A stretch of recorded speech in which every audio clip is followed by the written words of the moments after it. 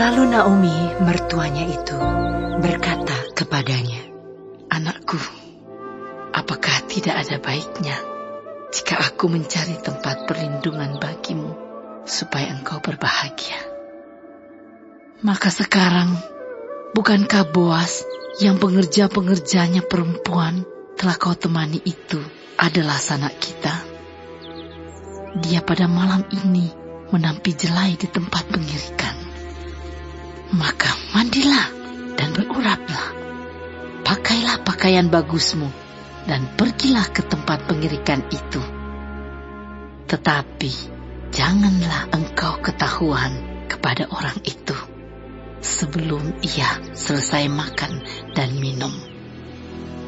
Jika ia membaringkan diri tidur, haruslah engkau perhatikan baik-baik tempat ia berbaring.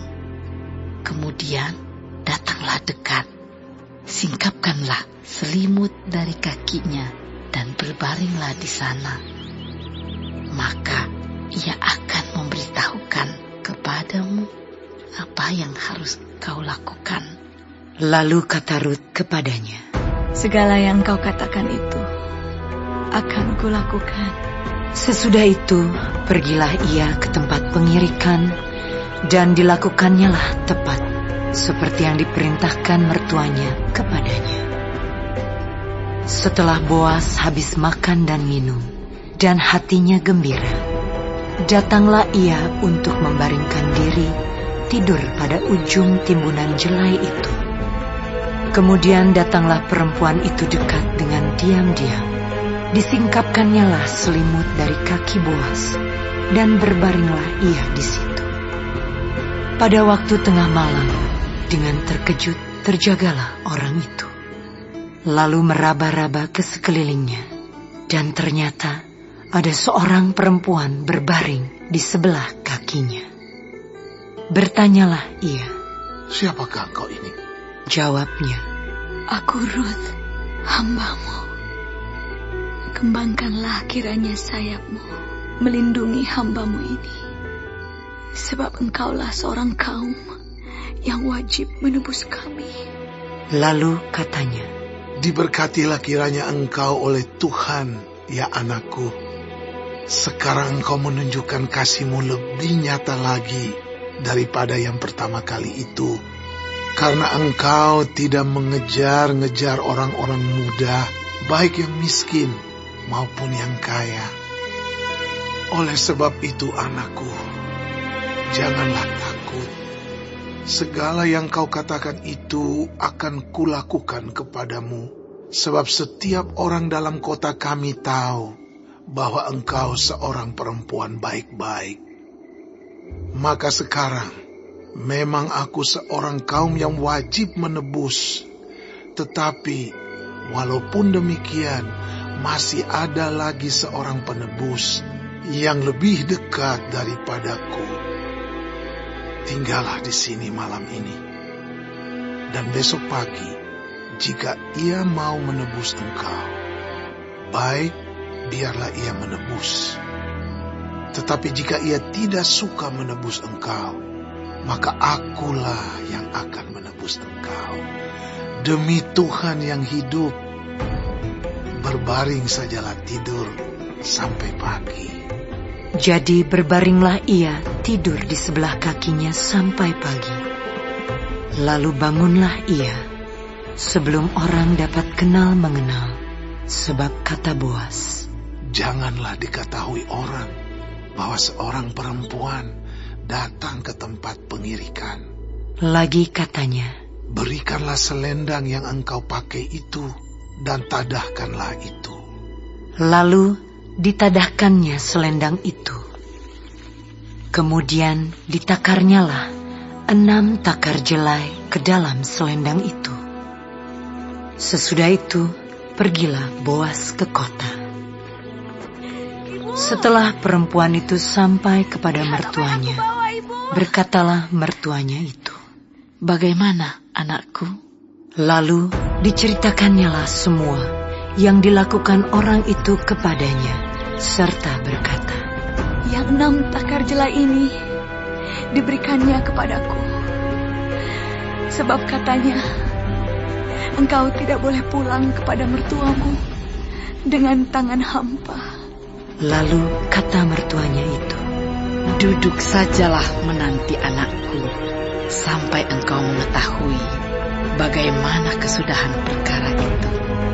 Sebab orang itu tidak akan berhenti sebelum diselesaikannya perkara itu pada hari ini juga."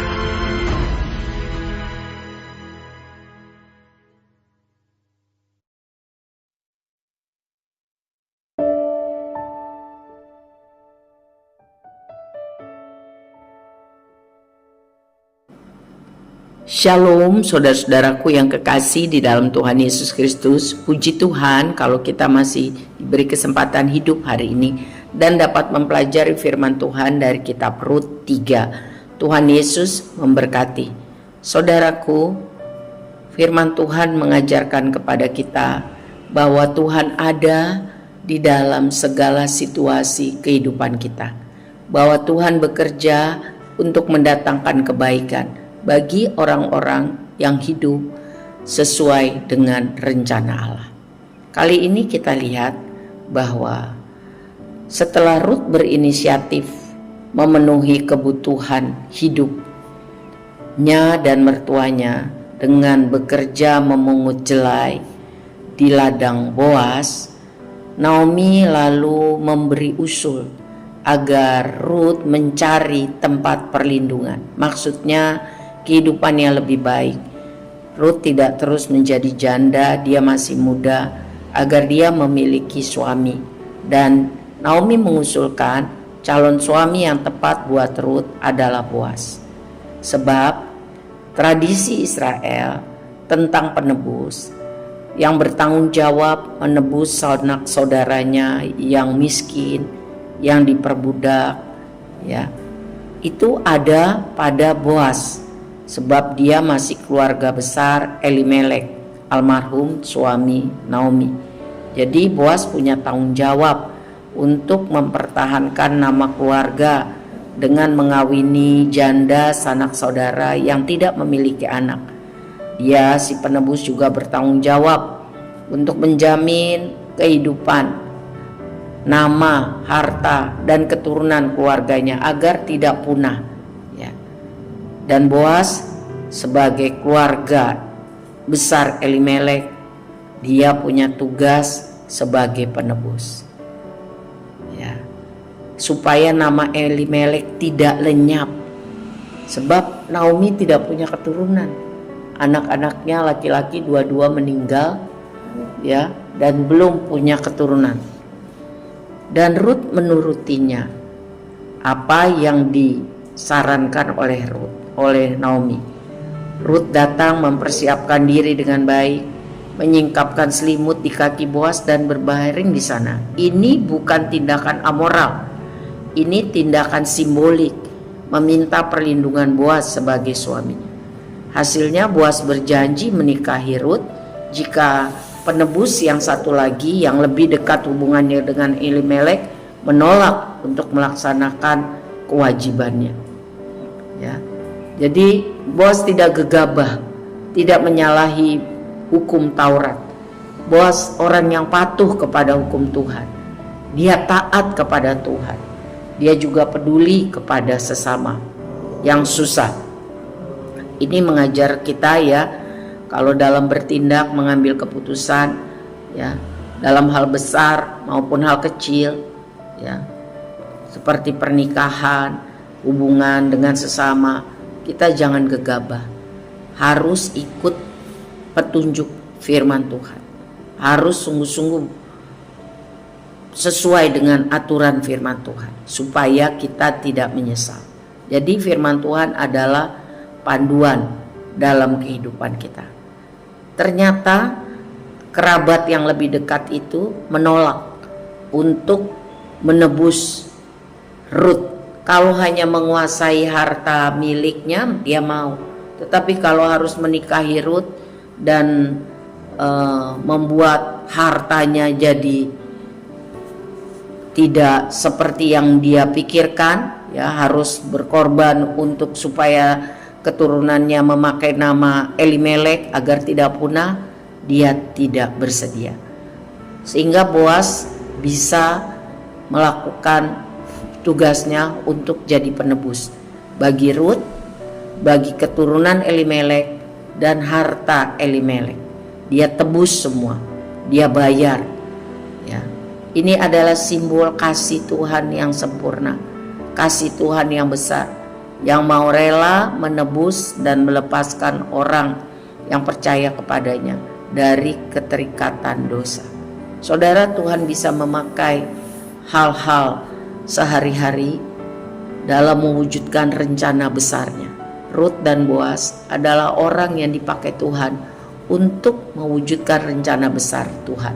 Karena dari keturunan mereka nanti lahirlah Raja Daud, ya, nenek moyangnya Tuhan Yesus. Luar biasa.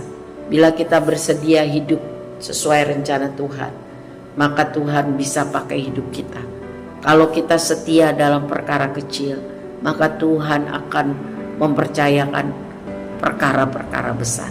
Jadi mari kita bertekad untuk hidup turut kehendak Tuhan setiap hari, sehingga Tuhan bisa pakai kita menjadi alat bagi rencana Tuhan, jadi berkat bagi banyak orang, hidup demi kemuliaan Tuhan, maksimal menggenapi rencana Tuhan. Ya saudara, dan mari kita ingat bahwa Tuhan memberkati orang-orang yang selalu mengambil keputusan dengan benar, yang mau dipimpin oleh firman Tuhan, bukan keinginannya sendiri. Kiranya Tuhan menolong kita supaya langkah-langkah hidup kita, keputusan-keputusan kita sesuai dengan kehendak Tuhan. Biar kehendak Tuhan yang jadi dalam hidup kita. Tuhan memberkati. Amin.